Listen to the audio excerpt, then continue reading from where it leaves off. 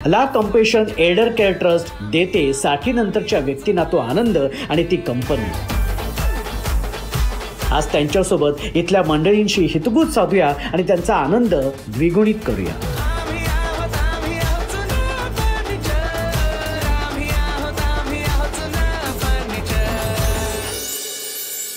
माझ्या बरोबर असणार आहेत सखा माझा पांडुरंग मालिकेचे दिग्दर्शक संगीत दादा, निर्माती रुचिताई आणि अष्टपैलू अभिनेत्री शैला ताई, म्हणजे सखूची खास सासू मनोरमा।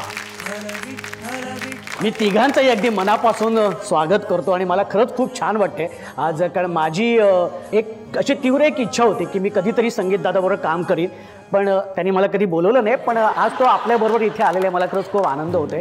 ताई तुझं सुद्धा खूप खूप स्वागत। आणि अर्थातच शैलाबरोबर मी खूप कामं केलेली आहेत, त्याच्यामुळे माझी एक मैत्रीण इथे आलेली आहे, त्याचा एक वेगळाच आनंद आहे। पण मला दादा विचारायचं आहे की ही एवढी आज फळं तू माझ्यासाठी आणली आहेस, म्हणजे नाही ही फळं तुझ्यासाठी नाही आहेत, मग मी खरं तर ह्या सगळ्या आपल्या आजी काकू वहिनी ताई ह्या ज्या सगळ्या आहेत यांच्यासाठी दिवाळीचा फराळ म्हणून ही फळं आणलेली आहेत। हो हो हो, वा वा वा वा।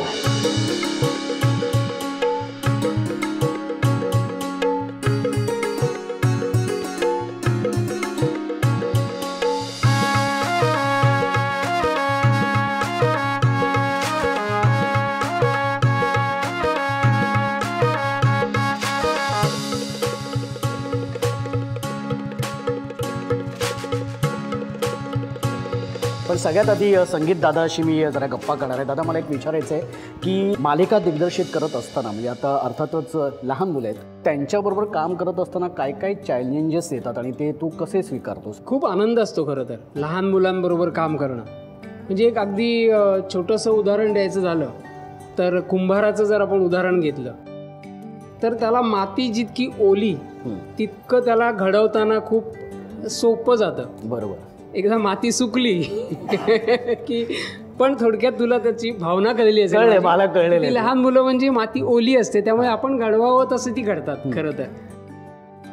आणि ही मुलं आत्तापासून इतके तास सेटवरती काम करतात, बरोबर। त्यामुळे सगळ्यात मोठं चॅलेंज हे असतं की त्यांची जी स्ट्रेस लेवल आहे ती हँडल करणं हे फार महत्त्वाचं असतं। त्यांच्या मनात काय चालू असेल याचा विचार करून आपल्याला त्यांच्याशी डील करावं लागतं, बरोबर। आणि हे एकदा आपल्याला गणित जमलं ना की मग पुढचं सगळं सोपं असतं। पण सखूपेक्षा एक लहान मुलगी तुझ्या सेटवरती असते, शैला, तर तिला कसं हँडल करतो? इतके एपिसोड झाले ना, नॉर्मली कसं टेलिकास्ट बघताना मला कधी कधी असं वाटतं ना की अरे हा सूर चुकला, अरे इकडे थोडा स्ट्रेस इकडचा तिकडे झाला, बरोबर। मी तिला तेच एक्झॅक्टली सांगत होतो की शैला की आजपर्यंत सखा माझा पांडुरंग बघताना मला एकदाही असं जाणवलं नाही की कुठेतरी तुझा सूर चुकलाय किंवा एखाद्या शब्दावरचा स्ट्रेस चुकलाय, असं कधीच वाटलं। त्यामुळे आपल्याला तिला हँडल करायचंच नसतं, तीच स्वतःला हँडल करते। नक्कीच नक्कीच, आणि ती उत्तम कलाकार आहे, अभिनेत्री आहे, त्याबद्दल प्रश्नच नाही आहे। मला रुचिताईला एक प्रश्न विचारायचा आहे आता, सखूचीच गोष्ट का मांडावीशी वाटली? खरं म्हणशील तर सखू ही कोण आहे?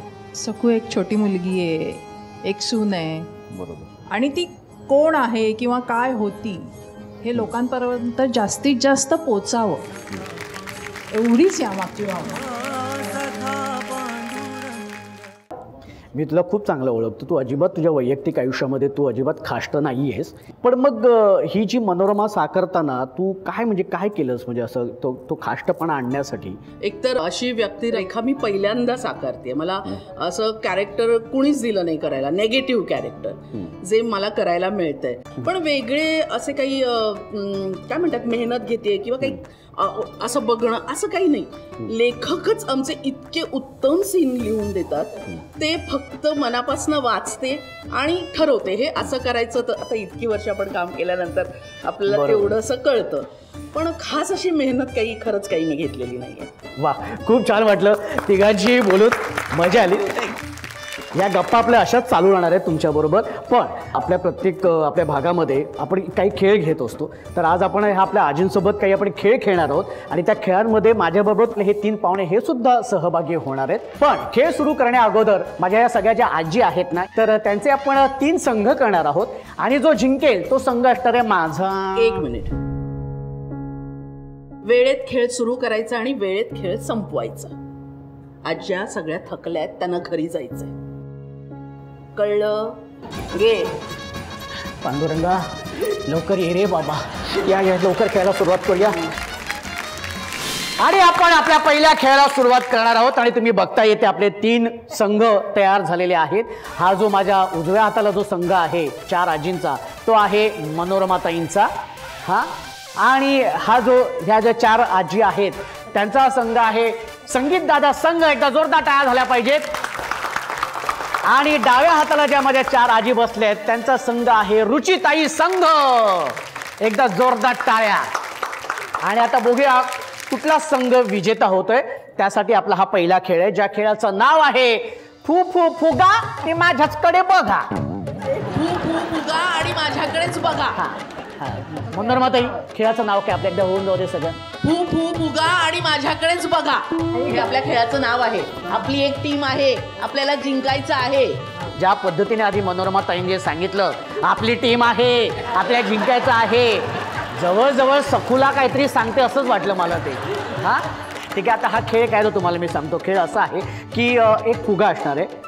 तुम्ही कुठल्या तरी एका आजीच्या हातामध्ये तो फुगा मी देणार.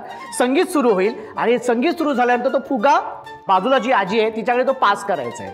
ठीक आहे. मग समजा मी ह्या आजीच्या हातामध्ये दिला तर ह्या आजीने ह्या आजीच्या हातात द्यायचं आहे. मग आजी तू लगेच तिच्या हातात द्यायचं आहे, तू आजी त्या आजीच्या हातात द्यायचं आहे. ओके. आणि जिथे संगीत थांबेल आणि संगीत थांबल्यानंतर ज्या आजीच्या हातामध्ये फुगा असेल ती आजी बाद असणार आहे. ओके.